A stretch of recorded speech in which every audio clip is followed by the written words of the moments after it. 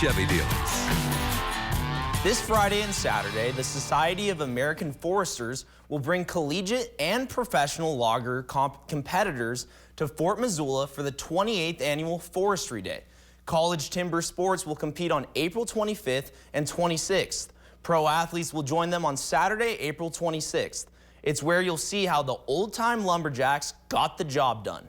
Behind the Logger Sports Show is the man who helps acquire the antique logging equipment and helps keep it running.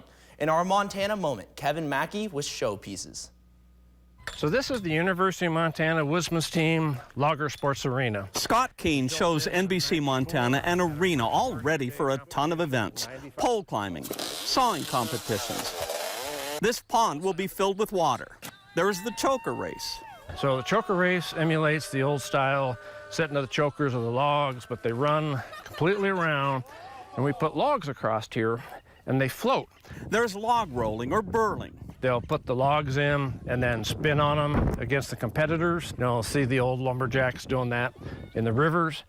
Scott is enamored of the skills that were once ordinary workdays for Montana's lumberjacks and mill workers so many years ago.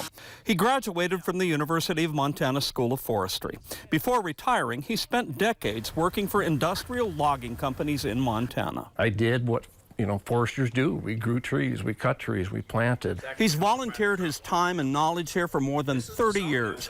He's always on the lookout for authentic logging equipment to add to an extensive collection. Somebody's dad or granddad might have died and left his family with machinery that had been parked for a long time. And then the kids inherit it. They don't know what to do with it. So it finds a home here, newly restored. By the time you're done, it's worth it, because here you have something you brought back to life that hasn't run in 40, 50, 60 years. For Scott, it's a rush. You worked all that time. It's been so long since Austin's been sitting, and boom, she's alive. On Forestry Day, much of this equipment will show off its old glory. The steam-powered sawmill is always a hit. This is one of the last steam-powered sawmills in the country.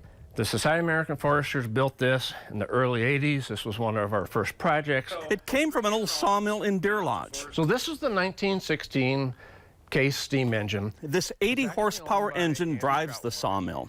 The steam engine's on permanent display courtesy of Missoula's Troutwine family. So this is a 1923 Willamette gear drive locomotive. It hauled logs from the woods to the main line and was designed for steeper grades. It was featured in a 1955 Hollywood movie. Timberjack, and sort of a hokey movie, but it's got probably 4 or 5 minutes of this actually running up and down the Blackfoot. This is actually what they call a slide-ass jammer, basically a log loader, but it never left a railroad car. Here's a horse-led log sled they used in the wintertime. Here's a 1918 Holt 75 tractor. They're very rare. Collectors really want them. Scott treasures the first motorized grader that Caterpillar built. Been sitting in the field for 50 years. We start looking and it's serial number 1. Extremely rare, so we did a frame-up restoration. This is a 1925 Bucyrus 20B, a mining shovel that could be used for logging. Scott only knows of 2 others in the world. And this came out of a mining claim by Nevada Lake. Scott and his volunteers have never counted all the items they have acquired, but it's easily in the hundreds. Scott says if you can count them, you probably don't have enough. This is actually what they call the Gibson Speeder.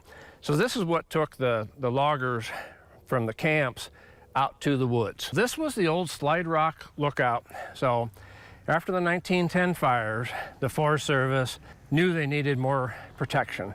But, there was no roads. A lot of this was basically wilderness. So they needed lookouts to spot the fires and do quick initial attacks. It stands out as a showpiece on the landscape. So does the teepee burner, which originally came from the S&W mill in Connor. The mills used to burn sawdust from the logs it processed. This is what Montana used to be. I mean, with all the, there used to be 11 sawmills in the Missoula Valley, and each had a teepee burner, and now there's none.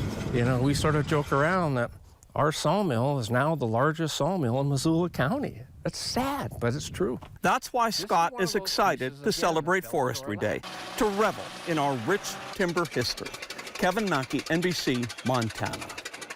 If you want to watch this story again or any of our Montana moments, go to NBCMontana.com/Montana Moment.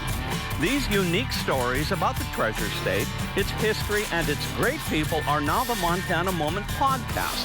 Look for new episodes every week. If you have a story idea, let us know. Until next time, be safe, stay healthy, and keep making Montana Moments.